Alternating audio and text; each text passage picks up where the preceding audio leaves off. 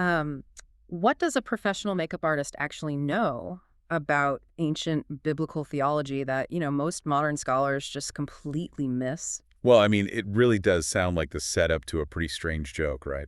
Yeah, exactly. It totally does. But I promise you, the answer to that question actually unlocks one of the most fascinating approaches to education we've looked at in a very long time. Oh, absolutely. It's incredibly unique. Right, because, if you think about your average Tuesday right now, it probably looks a whole lot like mine. You wake up, you do the blind reach for your phone on the nightstand, and, well, before your brain is even fully booted up, you're just scrolling. Right. Through just an absolute avalanche of digital content. Yeah, an avalanche. You might, double tap a beautifully designed inspirational quote, or maybe bookmark a highly produced theology video to watch later. Or you might just passively listen to a podcast while you're brushing your teeth. Just constantly gathering information. It never stops. Exactly. But here's the question that should really stop you in your tracks. It forces a bit of uncomfortable self-reflection, honestly. Which is always the fun part, right? Totally. With all of that daily input, with all those gigabytes of spiritual and philosophical data you're consuming every single week, how often do you actually execute on what you learn? Yeah, that right there, that phenomenon is arguably the defining intellectual dilemma of the modern era. Wow, really? The defining dilemma. I really think so, yeah.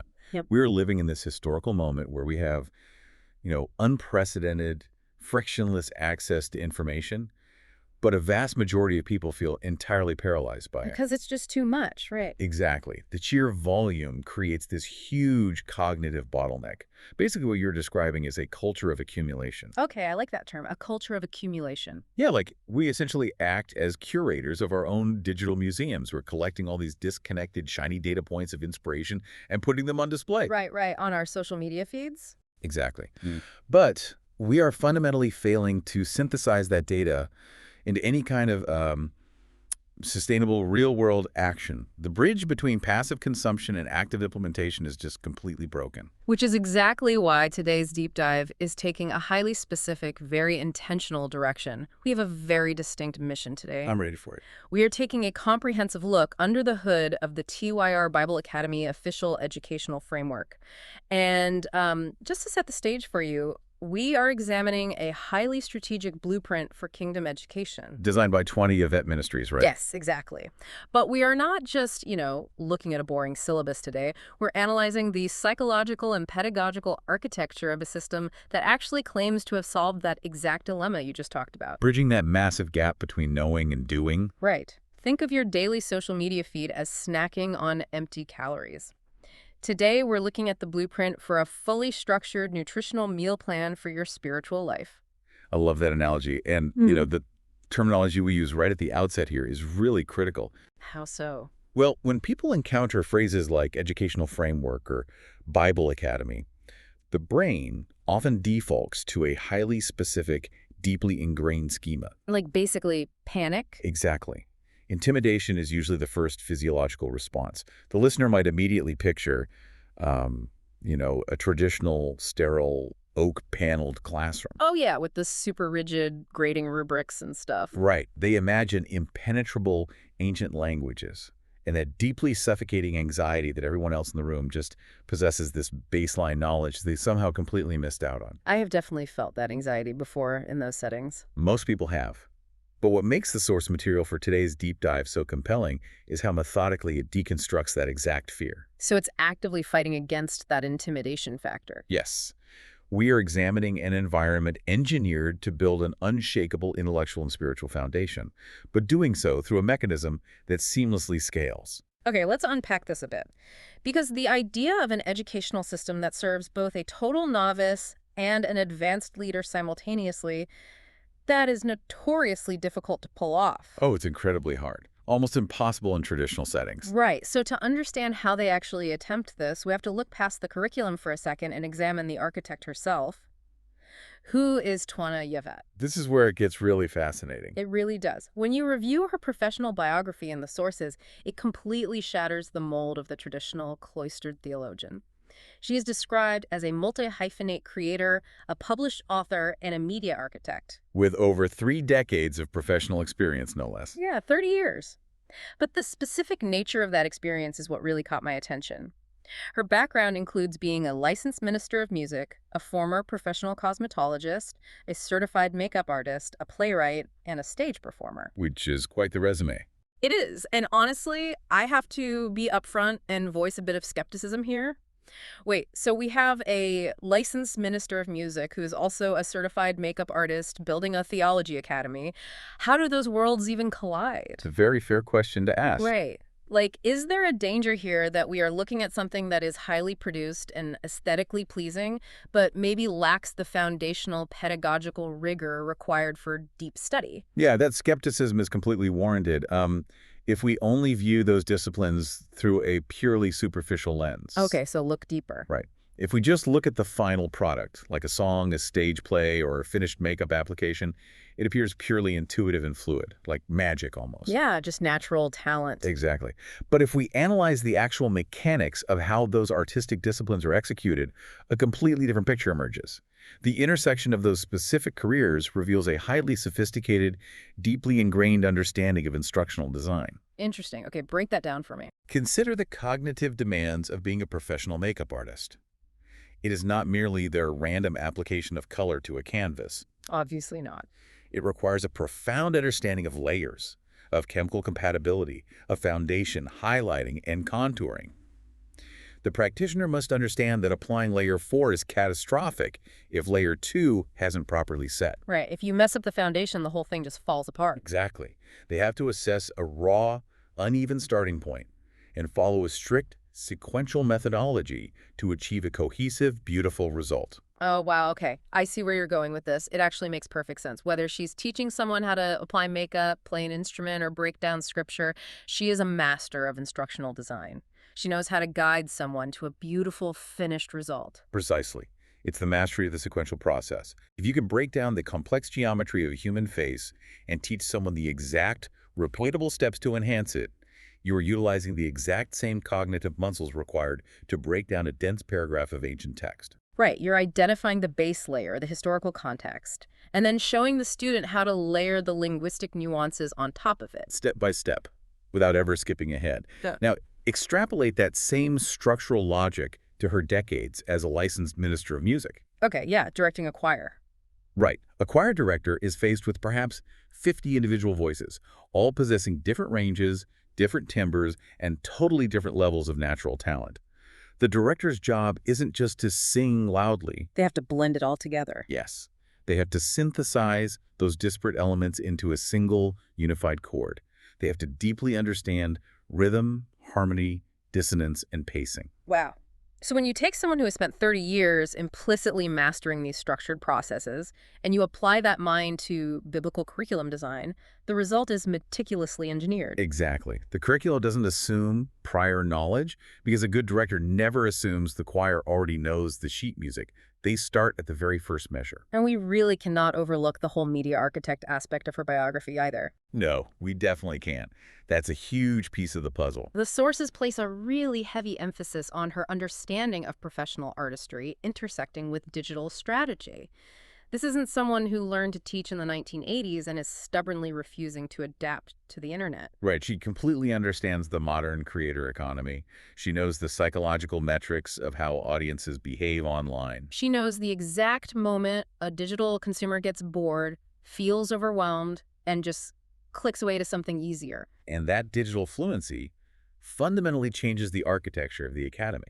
If you are building an educational framework today, you're not really competing with other theology schools. Who are you competing with then? You are competing with the algorithm. You are competing with endless dopamine-driven entertainment on TikTok and YouTube. Oh, absolutely. It's a war for attention. Because she intimately understands that digital landscape, the academy, is not constructed as a passive old-school correspondence course where they just, mail you a textbook and wish you luck. Right, it has to be interactive. It is built as a highly accessible platform. She recognizes that the modern believer isn't just sitting in a wooden pew on Sunday morning. They are navigating a highly complex, often toxic digital ecosystem 7 days a week. And their spiritual education has to reflect the pace and the reality of that environment. Exactly. Okay, so we have established the unique, multidisciplinary lens of the architect. We see this blend of artistic process, structural layering, and digital strategy. But what is the actual destination here? The core problem is trying to solve, you mean? Yeah. What is the core problem this framework is designed to solve for you, the person listening right now? According to the foundational documents, the primary mission is transitioning the student from passive consumption to what they call active spiritual execution. And if we connect this to the bigger picture, active spiritual execution is a phrase that really requires some deep unpacking. Let's unpack it. Because it really cuts to the heart of the modern spiritual malaise. Let's look at the sociological reality of our current culture. Millions of well-intentioned people are essentially sitting on the sidelines of their own purpose. Sitting on the sidelines, yeah, just kind of watching it all happen. Right. They gathering the materials, they listen to 3 different theology podcasts on their commute, they watch sermon clips on YouTube, they buy all the trending devotionals. But because they lack a cohesive strategy, those materials just sit in a massive pile. Exactly. They have a mountain of lumber, but they possess absolutely no blueprint to assemble it into a shelter. The Academy presents itself as the direct antidote to this specific brand of spiritual passivity. So what does this all mean? To put that into a tangible context, I like to think about it like those home renovation shows that dominate cable television. Oh, I know exactly the ones you mean. Right. You can sit on your very comfortable couch for 6 hours on a Saturday, binge watching people demolish kitchens and build these beautiful, open concept living spaces. And you start to feel like an expert. Yes. After episode 4, you develop this strange, completely unearned confidence. You think, you know what? I could definitely swing a sledgehammer. I could knock down that wall between my kitchen and the dining room. But that is just passive consumption giving you the illusion of competence. Exactly. The moment you actually stand in your own kitchen with a heavy sledgehammer in your hands, reality sets in. You suddenly realize you don't know the first thing about structural integrity. You don't know if that wall is load-bearing. Right. You don't know where the electrical wiring is or where the plumbing runs. If you swing that hammer based solely on the inspiration of a television show, you're going to flood your house or bring the roof down on your head. The illusion of competence is such a brilliant way to frame it, because watching someone else synthesize information is just not the same as synthesizing it yourself. Not at all. Active spiritual execution means that when you are faced with a real-world, high-stakes crisis, like a devastating medical diagnosis, a sudden financial collapse, or a profound crisis of faith, you are not scrambling to remember a nice quote you saw on Instagram 3 weeks ago. You aren't just relying on the borrowed revelation of your favorite podcaster. Right. You actually possess the internal mechanics to study independently. You know how to parse the text, you know how to articulate your foundational beliefs under pressure, and you have a repeatable, internalized roadmap. The Academy is essentially handing you the hammer and teaching you how to swing it safely. You transition from being a consumer of someone else's theology to a grounded practitioner of your own. Which is a massive shift in identity. So the ultimate question then is the how. How does this framework actually teach you to safely swing that hammer? How do they structure the learning environment so that you move from watching the renovation to actually building the house? According to the sources, the entire ecosystem is suspended on 3 core pedagogical pillars. And this isn't just a random assortment of classes, right? It's a highly strategic classroom environment. Exactly. Analyzing these 3 pillars reveals a very sophisticated understanding of adult learning theory. The first pillar is the weekly live classes. Okay, let's talk about the live aspect. The curriculum explicitly describes these as real-time instructional breakdown sessions designed to demystify complex scriptural principles and provide students with clear, repeatable roadmaps. The operative phrase here is real-time. Right. This isn't some vault of pre-recorded videos from 5 years ago that you can just pause and ignore. It requires synchronous participation. And the psychology behind synchronous live instruction in a digital age is absolutely vital. Why is that so important? Well, when you purchase an asynchronous pre-recorded course, there is basically no urgency. It relies entirely on your own willpower to log in, and human willpower is a highly depleting resource. Oh, I know. We all know that telling ourselves, I'll watch it later, usually means we will literally never watch it at all. Exactly. A live class creates an appointment. It introduces a healthy level of social accountability. Oh. Furthermore, it allows the instructor's cadence to dictate the cognitive flow of the room. So these live sessions provide the foundational theory. Right. They take massive, historically dense, sometimes intimidating scriptural concepts and mathematically break them down into digestible, actionable pieces. They hand you the blueprint. But, having a blueprint doesn't magically build the house. You have to eventually pick up the tools, which brings us to the second pillar, scripture and prayer. This one is particularly interesting. It really is, because when I first read this, my mind immediately went to a very passive, quiet image. I pictured bowing your head in total silence for 30 seconds. Which is the traditional expectation, right? Yeah, but the framework radically redefines this space. It calls this the practical execution space within the academy, where students align their voices directly with the Word of God to build lasting confidence and spiritual clarity. The inclusion of this as a core pedagogical pillar is such a fascinating choice. In most traditional educational models, the sequence is lecture, followed by a written quiz or an essay. Right, you take notes, you take a test. The lab work is entirely cognitive and completely silent. But here, the lab work is explicitly vocal. Look at the specific phrasing. Align their voices directly. So they're emphasizing the literal physical voice. Yes. The academy is not teaching prayer as a passive, silent wish thrown into the void. It is teaching it as a confident, strategic vocal action. I really want to dig into the psychology of that vocalization, because for a lot of people, prayer is deeply internal. It's a silent monologue in their head. For sure, it can feel very private. So forcing someone to externalize that, to literally speak it aloud, might feel super performative or just deeply uncomfortable for an introvert. But there is actual neuroscience behind why vocalization changes our relationship to information. Right? No, there absolutely is. The cognitive processing required to just think a thought is very different from the processing required to articulate that thought into the physical atmosphere. You're using different parts of the brain. Exactly. When you speak, you are engaging the motor cortex, you are controlling your breathing, and crucially, your ears are receiving the auditory feedback of your own voice. You are creating a neurological feedback loop. Wow, so you're hearing yourself say it, which reinforces it. Exactly.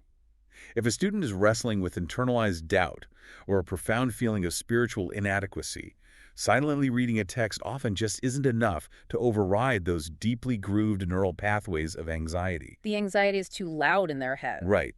But when they are taught to vocalize the text, when they hear their own physical voice executing the strategy and aligning with the principles, they are actively dismantling that cognitive dissonance in real time.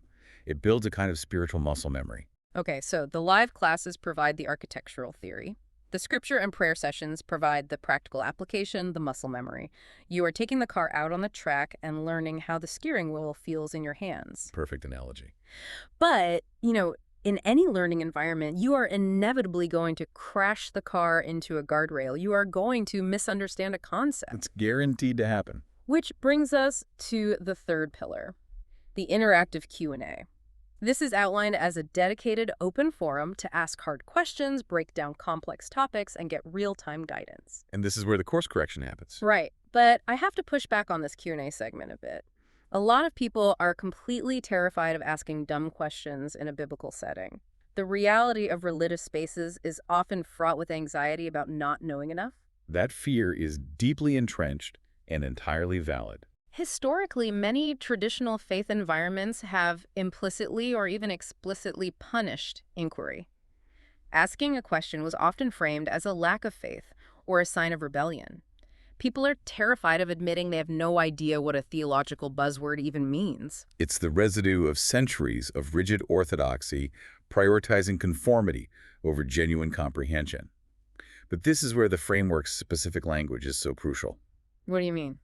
Well, it doesn't just say time for questions at the end. It explicitly mandates a dedicated space to ask hard questions. This implies that the environment is structurally engineered to expect and welcome friction.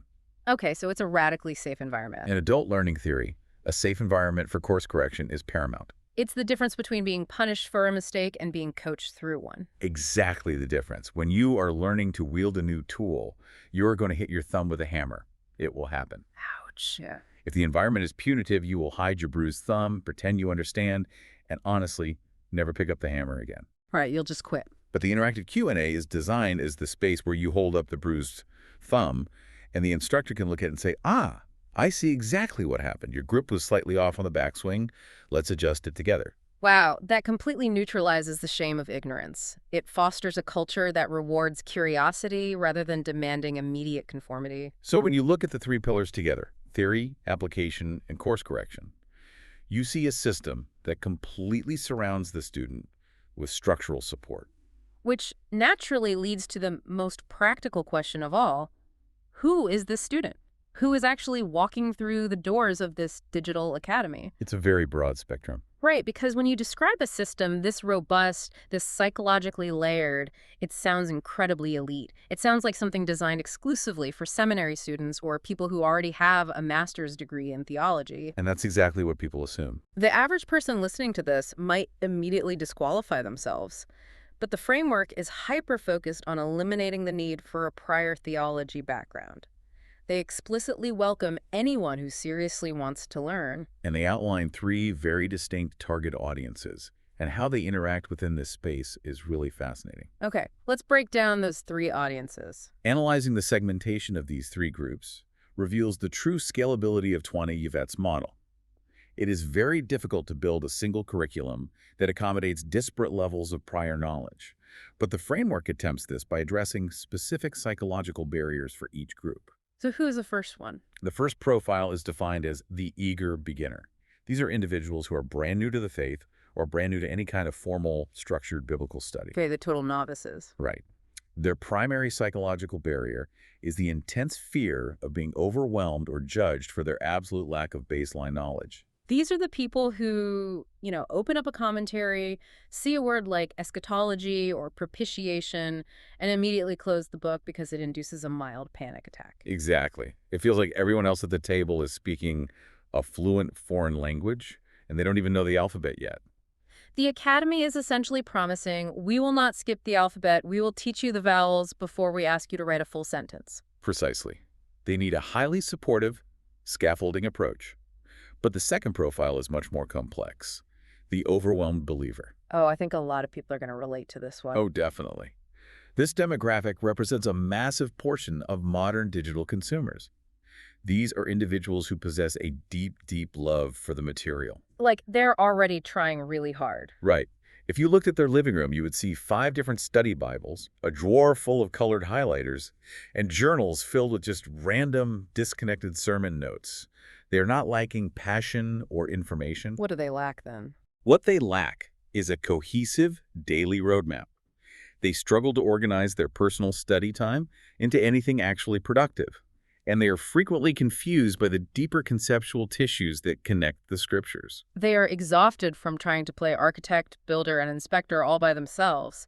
They have spent years buying all the premium building materials, but their yard is just a chaotic pile of lumber and nails. Right, they don't need more materials. They need a project manager to help them organize the site. And the academy provides that organizational framework.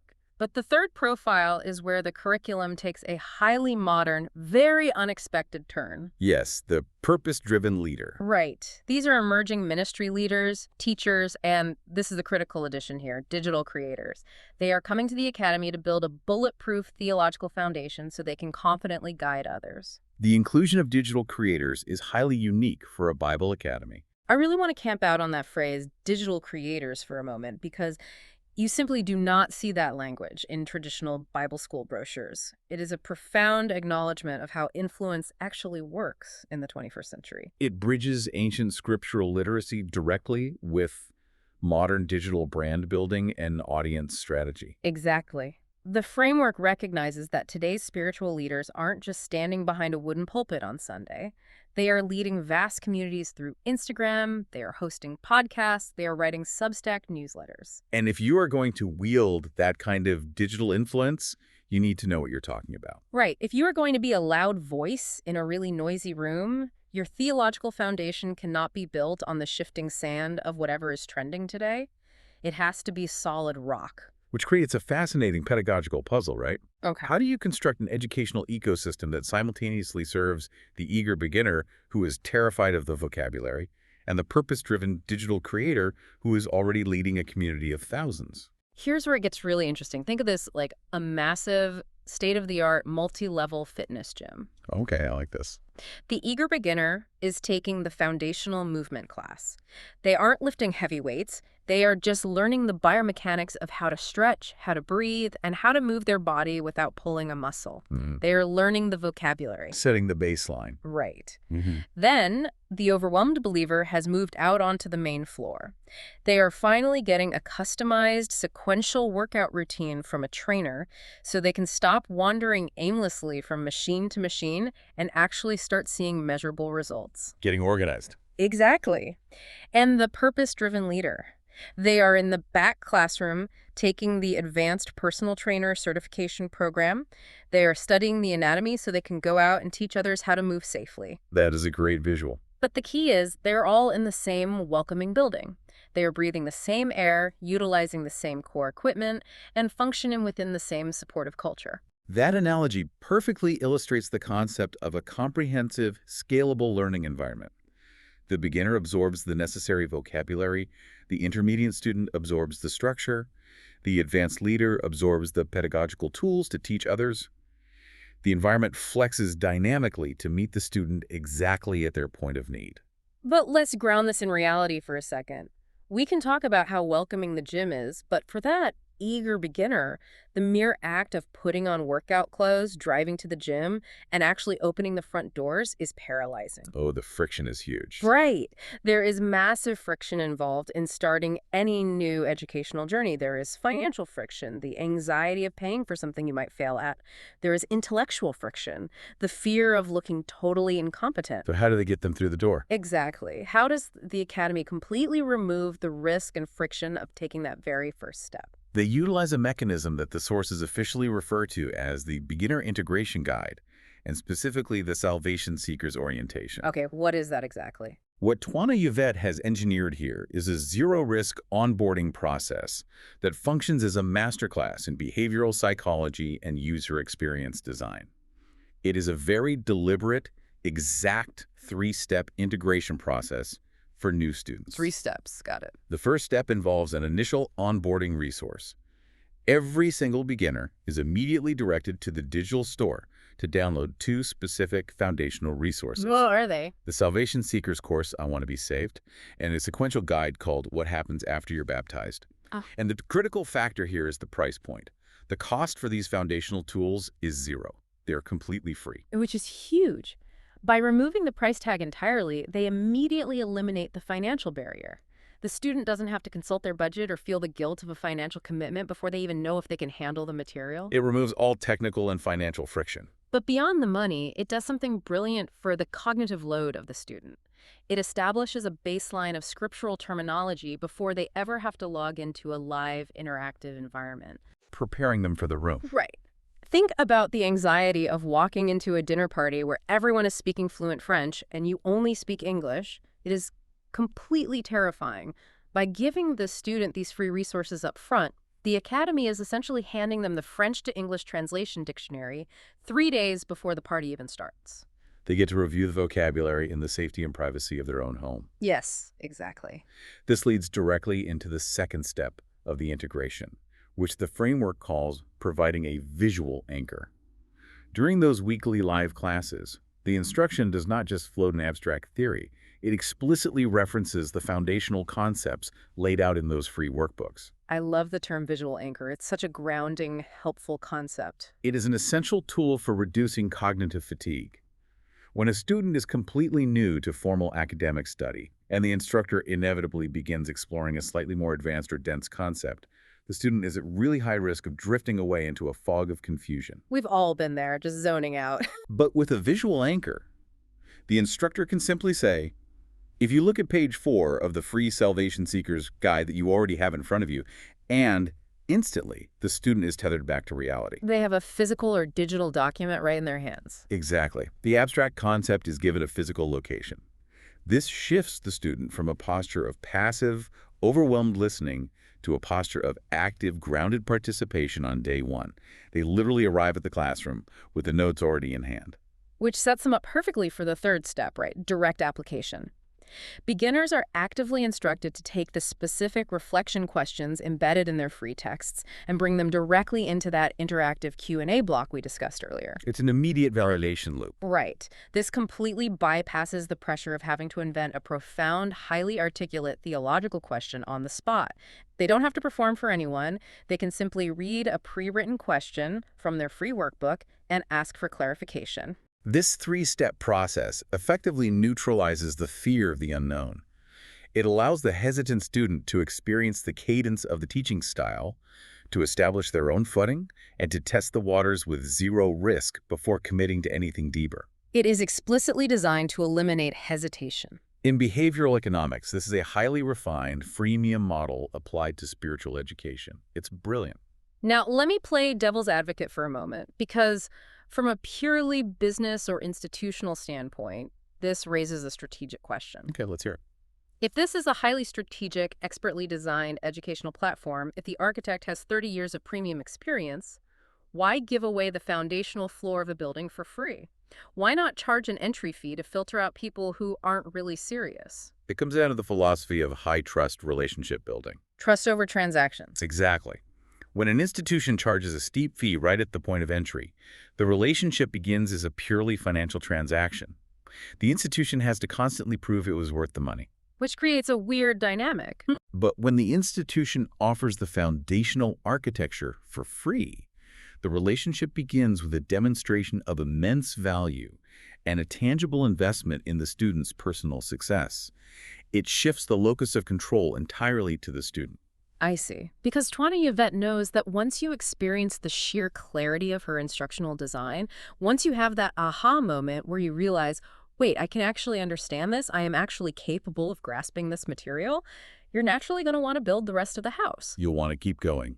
It completely dismantles the paralyzing fear of, I won't understand this, because the very first step to proving your own competence is handed to you, beautifully packaged, at absolutely zero cost. It proves the intrinsic value of the education before ever asking for a deeper commitment.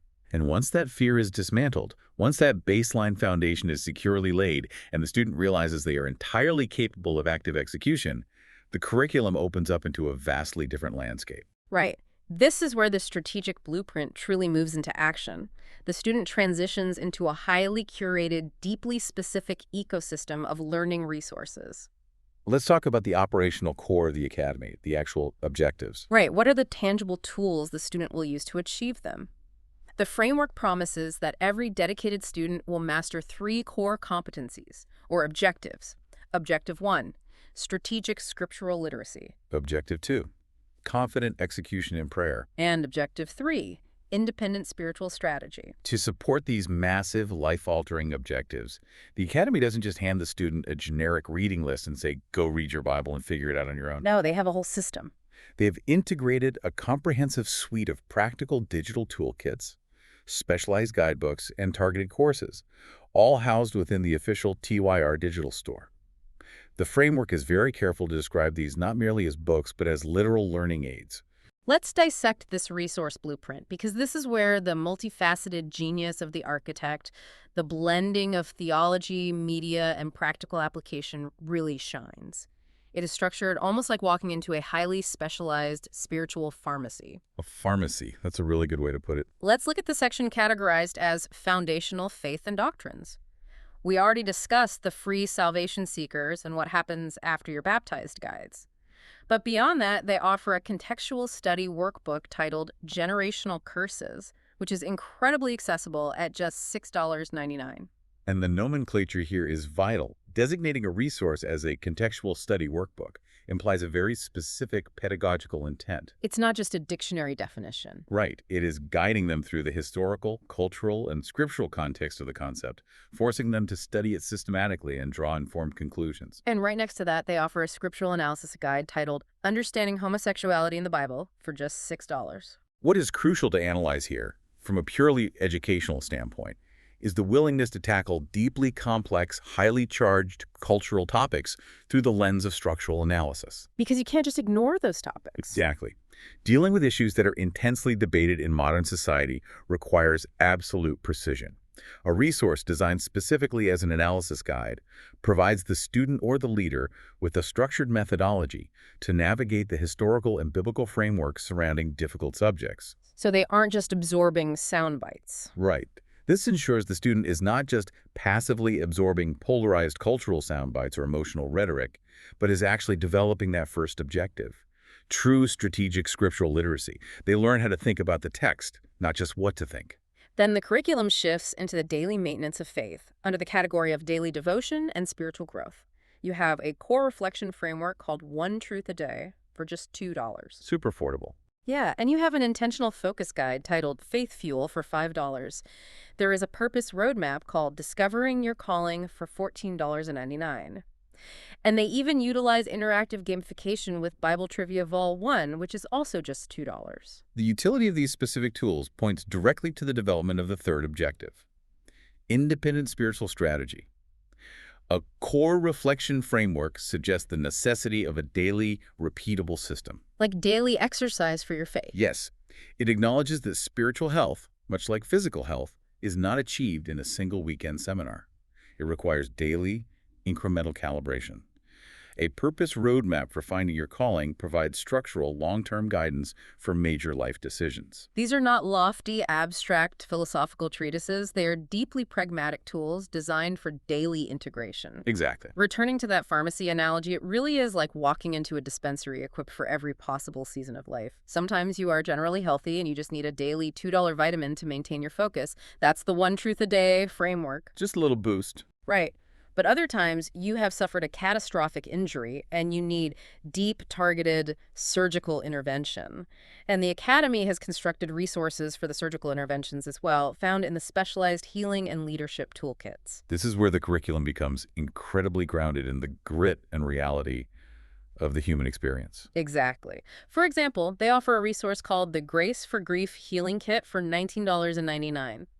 I find it fascinating that it is not labeled as a book about sadness, but as a kit, a manual for restoration. A kit implies action. It implies a multimodal approach to processing trauma. Grief is not merely a theological problem, it is a profound psychological and physiological state. It affects your whole body. It does. By providing a kit, the framework suggests a process of actively working through the layers of grief, rather than just passively reading comforting words. Then you have the Ministry Within the Music, which is a $25 advanced masterclass resource specifically engineered for music ministers. This is the direct application of Twana Yvette's decades experience as a licensed minister of music, distilled right into a masterclass format. It is the perfect example of her professional background directly informing and elevating the curriculum. We see this synthesis again in a fascinating resource titled Yes, You Can Preach in Beauty, which is a $10 integration workbook. And there it is, the cosmetologist and the theologian merging perfectly on the page. Right. The sources describe this as an integration workbook that combines professional presentation with ministry strategy. It addresses a highly practical, often ignored reality. The dynamics of professional presentation and visual communication while meticulously maintaining spiritual integrity. It proves that the physical and the spiritual do not have to be at war with each other. What's fascinating here is that the Academy also addresses highly specific sociological and psychological challenges that are frequently overlooked in traditional theology. Give me an example. Consider the resource Faith Over Fear, Ella's 24-hour journey, which is only $3. The sources define this as a narrative case study for mental wellness. I really have to pause on that one. A narrative case study for mental wellness embedded inside a Bible Academy. Why use a narrative format for something as clinical as mental health? Because narrative pedagogy is a remarkably effective tool for processing psychological distress. When someone is in the grip of intense anxiety or fear, handing them a list of clinical commands or rigid theology often just causes them to completely shut down. Right, it's just too much pressure. Narrative allows for psychological distance. The student can project their own fears onto the character of Ella. They can safely observe how Ella navigates a 24-hour cycle of anxiety, applying faith and strategy in real time. Oh, wow. And then they can internalize those strategies without feeling directly attacked or diagnosed. It is a highly empathetic form of instruction. It is incredibly empathetic. And right alongside it, you have a contextual leadership handbook titled, But What About the Pastor's Wife? For $5. Dealing with very specific pressures. Yes. These two resources completely solidify my view of this framework. It proves this academy is not operating in some sanitized ivory tower of lofty, disconnected theology. It is standing directly in the messiness of life. It is dealing with the grit, the profound grief, the nuances of mental wellness, and the intense, often isolating sociological pressures of leadership dynamics. It demonstrates that achieving independent spiritual strategy is not just about memorizing a sequence of Bible verses. It is about equipping the individual to navigate the entirety of the human experience with absolute intentionality, fortified by a structurally sound biblical foundation. Man, we've covered immense ground in this deep dive today. We started by confronting the exhausting reality of passive digital consumption. That incredibly common modern feeling of being spiritually stuffed with information, yet completely malnourished when it comes to actual execution. We examined the unique architecture of the framework, analyzing how 20 Yvette's 30 years as a creative professional, a makeup artist, and a minister of music makes her a master of instructional design, uniquely equipped to break down abstract, complex processes into layered, actionable steps. We look at the mechanics of the three pedagogical pillars. The synchronous weekly live classes providing the roadmap, the scripture and prayer sessions utilizing the neuroscience of vocalization to build muscle memory. And the interactive Q&A functioning as a radically safe environment to course correct and ask the hard questions without any of the shame. We analyze the scalability of the environment, seeing how it dynamically accommodates the eager beginner, learning the vocabulary, organizes the overwhelmed believer, and equips the purpose-driven digital creator, all within the exact same cohesive ecosystem. We explored the behavioral psychology behind the zero-risk onboarding process, proving that the fear of falling behind is structurally eliminated by handing the student the foundational tools, the visual anchors, before they ever step into a live class. And finally, we walk through the highly curated digital toolkit, the spiritual pharmacy, ready to address highly specific needs, ranging from contextual scriptural analysis to narrative case studies on mental wellness. The transition from passive listening to active, confident execution is not a mystery, and it does not happen by accident. It is a very deliberate process.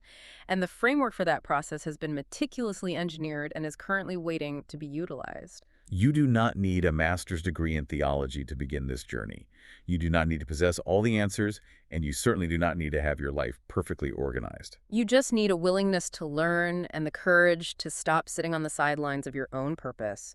The pedagogical tools are ready. The classroom doors are wide open. The friction, the fear of feeling lost, and the anxiety of being left behind have been systematically removed from the equation. The invitation to learn is clearly and generously laid out before the student. So if you are analyzing this framework and wondering how it applies to you, here is an objective, immediate next step. You can test these waters for yourself entirely risk-free. Just try it out. Go to the digital store and download the free Salvation Seekers course and the What Happens After You're Baptized guide. Analyze the clarity of the instructional design with your own eyes. See, it works for you. And if you find that it resonates, if you find that it provides the structure you have been missing, you can secure your official registry seat for the live classes by visiting linktr.eat1yvette. That's linkts.eat1yvette. Experience what it feels like to transition into active execution. As we conclude this analysis, I want to leave you with one final lingering thought to mull over, building directly on the ultimate goal of the independent spiritual strategy. I want you to ask yourself this today, and I encourage you to be brutally honest with your answer. Okay, what is it? If you were stripped of all the podcasts, if the algorithm broke tomorrow, if all the social media influencers and daily inspirational quotes suddenly vanished, do you actually possess a repeatable, independent roadmap for your own spiritual life? Wow. If the power went out on the digital world, could you still build the house? Exactly. If the answer is no, it might be time to step into the classroom and learn how to swing the hammer yourself. That is incredibly powerful. Thank you so much for joining us on this deep dive. We hope this exploration has given you a profound new perspective on the mechanics of education and execution, and we hope it inspires you to begin building your own unshakable foundation today. We'll see you next time.